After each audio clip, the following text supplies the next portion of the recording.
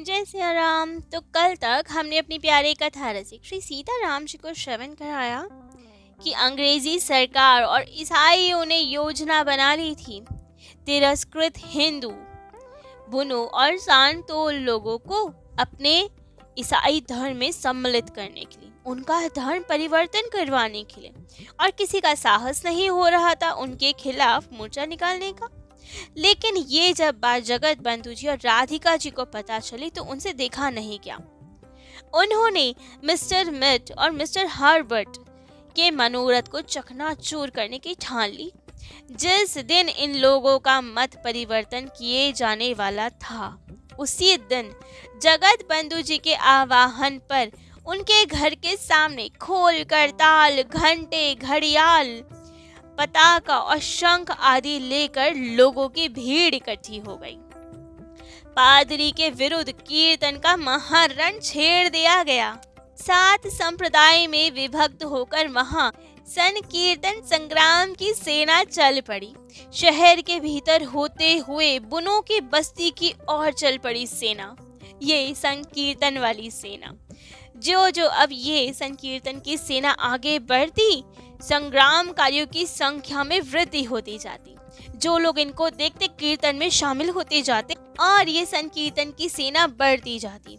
School जाने वाले विद्यार्थी और शिक्षक, बाजार में सौदा खरीदने आए हुए नर नारी, बालक, वृद्ध, जाने किसकी प्रेरणा से अपने सब काम भूलकर इसी सेना में सम्मिलित होते जाते। 16 मृदंग, अगणित करताल, असंख्य लोग हरि बोल की ध्वनि करते हुए, आकाश को गुंजयमान करते हुए बुनों की बस्ती तक दौड़ चल रहे थे, भागे जा रहे थे, संकीर्तन कर रहे थे, नृत्य करते हुए जा रहे थे। संकीर्तन के जो प्रधान गायक थे वे थे राधिका जी। वे अश्रु, कंप, पुलक, सात्विक भाव से सुसज्जित होकर मधुर कंठ से अद्भुत नृत्य करते हुए, कीर्तन करते हुए जा रहे थे। बाकी सभी लोग भाव विह्वल होके नृत्य करके उनके पीछे पीछे जा रहे थे, गाए जा रहे थे। जगत बंधु जी बराबर राधिका जी के साथ थे, क्योंकि राधिका जी गा रहे थे, नाच रहे थे, भावाविष्ट होके मूर्छित जैसी अवस्था हो जा रही थी उनकी। और जब वे भाव में मूर्छित होने लगते, तुरंत जगत बंधु जी उन्हें अपनी दोनों भुजाओं में पकड़ संभाल लेते, गिरने नहीं देते उन्हें। इसीलिए उनके पीछे पीछे उनका ध्यान रखते हुए चल रहे थे। जब ये संकीर्तन की सेना बुनोपाड़ा के समीप पहुंची, सब लोग इनके अद्भुत तुमुल ध्वनि को सुन आश्चर्यचकित हो गए। जैसे चुंबक को देखकर लोहा खींचा चला आता है, उसी प्रकार वे लोग भी संकीर्तन की आवाज सुन इनकी ओर खींचे चले आए। उद्दंड नृत्य करने लगे वे लोग। जगत बंधु जी ने तत्काल उनके सरदार रजनी पाशा को प्रेम में भरकर अपने हृदय से लगा लिया, और ये देखकर दूसरे साथियों ने भी बुनों को अपने हृदय से लगाना शुरू कर दिया, जिससे उनका वो नीचता वाला भाव या उनको जो तिरस्कृत अनुभव होता था वो ना हो। इनके प्रेम का प्रभाव उनके हृदय तक भी पहुंचे। अब जगत बंधु जी तो महान भक्त, जैसे ही उन्होंने बुनों के सरदार रजनी पाशा को अपने हृदय से लगाया, वे भी भावाविष्ट हो गए, नृत्य संकीर्तन करते गए और नृत्य करते करते मूर्छित हो गए। थोड़ी देर बाद जब मूर्छा भंग हुई, तब तो उन्होंने स्वयं को जगत बंधु जी के हाथों में बिका पाया। वे जगत बंधु जी के चरणों में सदा के लिए आत्मसमर्पण कर चुके थे, स्वयं को धन्य अनुभव कर रहे थे। उनके साथियों की भी यही अवस्था थी। जो लोग पहले मन ही मन ईसाई धर्म अपनाने का विचार कर रहे थे, वे अब स्वयं को धिक्कारने लगे थे, पश्चाताप की अग्नि में जल रहे थे। वे पादरी लोग दूर खड़े खड़े ये सब देख रहे थे, सोच रहे थे कि हमारे मनोरथ पे पानी फेर दिया इन लोगों ने तो, लेकिन कह ही क्या सकते थे। अपार भीड़ थी, अपार लोग संकीर्तन कर रहे थे। इस घटना के बाद जगत बंधु जी और राधिका जी फरीदपुर के 2 विभूति के स्वरूप में प्रसिद्ध हो गए थे। पर राधिका जी के घर में तो ये सब सुन के हलचल मच गई।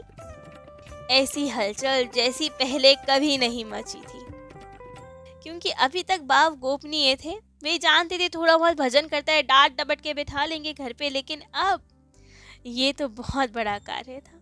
सब और महान संत के रूप में प्रसिद्धि होने लगी थी इनकी। उनके घर वाले सोचने लगे कि राधिका तो अब हाथ से निकल गया, उनकी अवहेलना कर अब तो ये जगत बंधु जी के साथ नाचेगा, गाएगा, सड़कों पर जाएगा, कीर्तन करेगा। जब तक उनके साथ रहेगा तब तक इसमें सुधार होने की कोई संभावना नहीं है। घर वालों ने फिर यही सोचा कि क्यों ना फरीदपुर से कहीं इसे बाहर भेज दिया जाए, और ये सोचकर उन्होंने राधिका जी को बिरसाल भेज दिया अपने भाई वीरेश्वर बाबू के पास, और वहां रहकर इन्हें टोल में संस्कृत पढ़ने के लिए आज्ञा दी गई। अब बिरसाल का वातावरण वैसे तो राधिका जी के अनुकूल था, भजन कर रहे थे, परंतु जगत बंधु जी का विरह इनको बहुत सता रहा था। वे असहनीय हो गया था विरह। तो अभी हर समय अनमने से रहते थे, किसी से ना अधिक बात करते थे, किसी के पूछने पर एक दो शब्द में उत्तर दे दिया करते थे, हमेशा चुप ही रहा करते थे। हंसी तो जैसे इनके मुख से गायब ही हो गई थी। खाना पीना भी अब केवल नाम मात्र का ही रह गया था। इनकी ये अवस्था देख के इनके बड़े भाई वीरेश्वर जी को बड़ी चिंता हुई। उन्होंने इनसे पूछा कि क्या हो गया भाई, तुझे कोई कष्ट है क्या यहाँ? तब राधिका जी ने यही कहा, नहीं कष्ट तो नहीं है, पर लगता है यहाँ का वातावरण, यहाँ की जलवायु मेरे अनुकूल नहीं है। और वीरेश्वर जी ने भी इनकी बात का विश्वास किया। उन्हें भी लगा कि सचमुच राधिका जी को बिरसाल की जलवायु अनुकूल नहीं पड़ रही, तो उन्होंने राधिका जी को वापस फरीदपुर भेज दिया। फरीदपुर में ब्राह्मण कांडा के टोली में भर्ती हो गए। भर्ती तो पहले भी थे, लेकिन जाते कहाँ थे तब। अब वापस यहाँ आके इनके मन में तो आनंद की एक नई लहर दौड़ पड़ी। राधिका जी के घर का वातावरण भी इस समय पहले की अपेक्षा कुछ अनुकूल हो गया, क्योंकि उन्होंने देख लिया कि बच्चा कैसा हो गया है, ना किसी से बोलता, ना हंसता, ना कुछ पाता, तो कुछ अनुकूल हो गया था। अनुकूल होने का कारण एक और भी था कि इनके घर के अधिकतर लोग व्यस्त हो गए थे कहीं ना कहीं। इनके पिता दुर्गा प्रसाद जी काशी चले गए थे, भाइयों में देवेंद्र मोहन नाटोर चले गए थे, इनके दूसरे भाई यतीन्द्र मोहन गांव में रहते थे, एक भाई अपने कामकाज में लगे रहते थे। तो राधिका जी की ओर ध्यान कम ही रख पाते थे कोई। तो ये आनंद से अब अपने साधन में रत रहते थे, जगत बंधु जी का खूब सानिध्य प्राप्त करते थे। इन्हीं सबके बीच जगत बंधु जी ने नाम प्रचार का अपना अभियान शुरू किया, संकल्प किया नाम प्रचार का, और उस उद्देश्य से राधिका जी से कहा कि चल शरीका, कुछ दिन के लिए पावना घूम आए, वहां संत हैं, संतों के दर्शन करेंगे। अब शरीका के लिए ना करने की तो कोई बात ही नहीं थी, वे तो इनका सानिध्य चाहते थे, संत दर्शन चाहते ही थे। तो उनका मन भी पावना जाने के लिए मचल उठा। घर में भी देखा तो विशेष कोई बाधा थी ही नहीं, केवल उस समय एक माँ थी जो इनका विरोध कर सकती थी, लेकिन वात्सल्यमयी माँ थी। जब इनका रुख देखा तो जैसे न तैसे अपनी मैया को मना ही लिया इन्होंने। मैया अनुकूल हो गई तो 15 दिनों के लिए ये पावना चले गए, माँ से अनुमति प्राप्त कर। कोई कठिनाई नहीं हुई विशेष रूप से इन्हें। पावना के मार्ग में जगत बंधु जी ने राधिका को पावना जाने के अपने गुप्त उद्देश्य के बारे में बताया। बहुत सारी कहानियां सुनाई वहां की। दीन बंधु बाबा जी के बारे में बताया, जो कि पावना के एक हरि नाम निष्ठ सिद्ध महात्मा थे।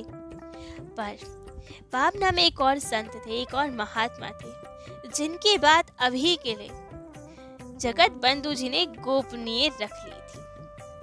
अब जैसे ही पावना पहुंचे, जगत बंधु जी सीधे दीन बंधु बाबा की कुटिया पे ले गए इन्हें।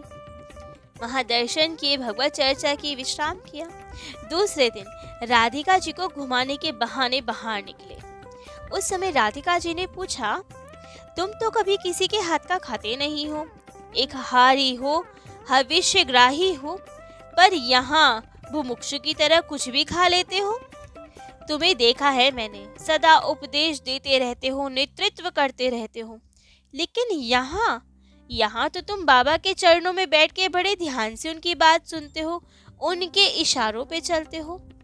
वैसे तो सदा तुम ऊपर से नीचे तक अपनी अंग कांति को ढक कर रहते हो, और यहाँ इस प्रकार उन्मुक्त स्वच्छंद रूप से विचरते हो। क्या रहस्य है? क्यों वहां तुम अलग हो और यहाँ तुम अलग हो? जगत बंधु जी ने कोई उत्तर नहीं दिया इस बात का, बस राधिका जी को देखते हुए न जाने किस विचार में डूब गए वे।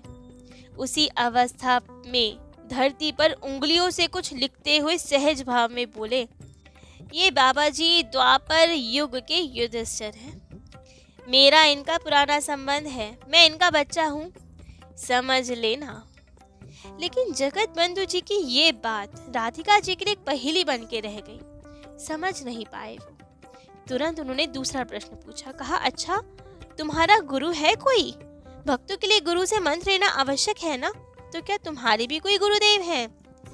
भावाविष्ट अवस्था में जगत बंधु जी ने इस बात का भी पहली बात की भांति पहेलियां बना बनाकर उत्तर दिया, जिसे समझना राधिका जी के लिए कठिन हो गया। राधिका जी ने बहुत कोशिश की, बहुत सोचा कि क्या कहना चाह रहे हैं, लेकिन कुछ समझ नहीं पाए।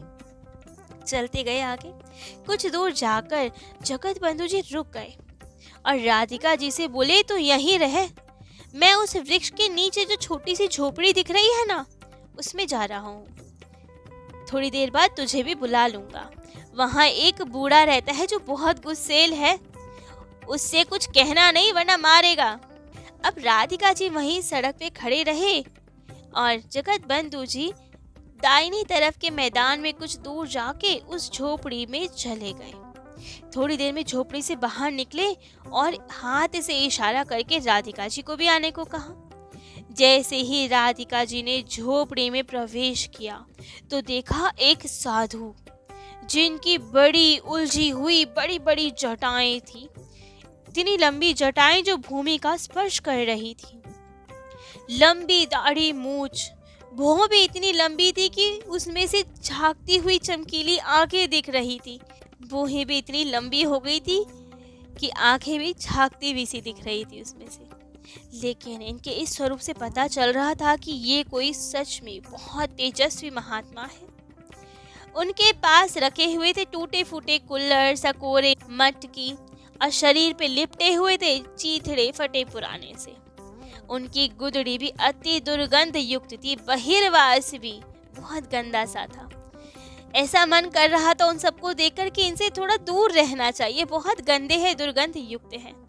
लेकिन बंधु जी वे तो बहुत निकट बैठे हुए थे, उनके मुंह से कान लगाए बैठे हुए थे, जिससे ध्यान से उनकी बात सुन सके। राधिका जी ने जैसे ही उनको देखा और उन संत ने जैसे ही राधिका जी को देखा, वे चित्कार करके उठ खड़े हुए, अपने दोनों हाथ बढ़ाते हुए बोले, आ मेरे सत्तरिया नित्यानंद, आ, मैं तेरे ही कारण इस देह को लेकर यहाँ रह रहा हूँ।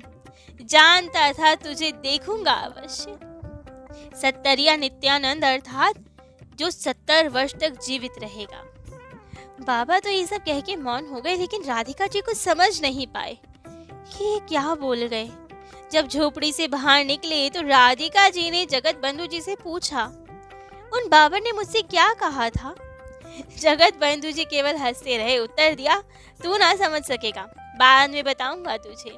आज जो हुआ उसके बारे में किसी से कुछ मत कहना।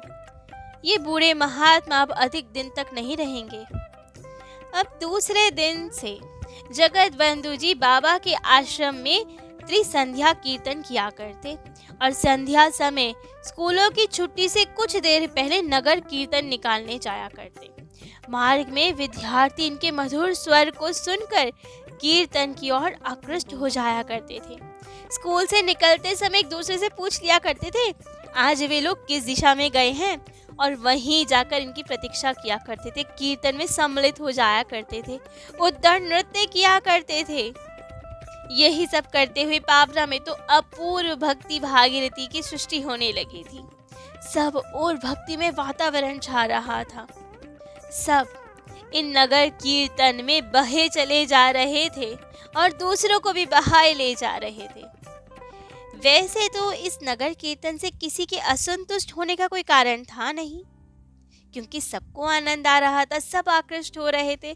परंतु बालकों में नगर कीर्तन इन संतों के प्रति प्रीति देकर, आकर्षण देखकर बालकों के माता पिता चिंतित होने लगे। तरह तरह की आशंकाएं उनके हृदय में आने लगी। सोचने लगे, इन लोगों का उद्देश्य क्या है? बालक इनके पीछे दीवाने क्यों बने रहते हैं?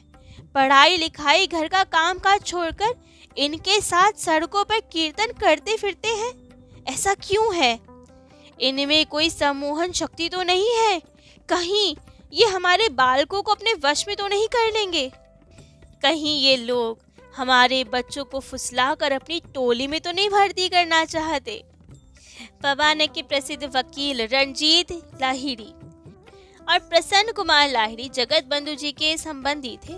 कुछ लोगों ने जाकर उन्हें उलाहना दिया कि ये क्या कर रहे हैं जगत बंधु जी, हमारे बच्चों को बहला फुसला के कीर्तन करवा रहे हैं, चाहते क्या है?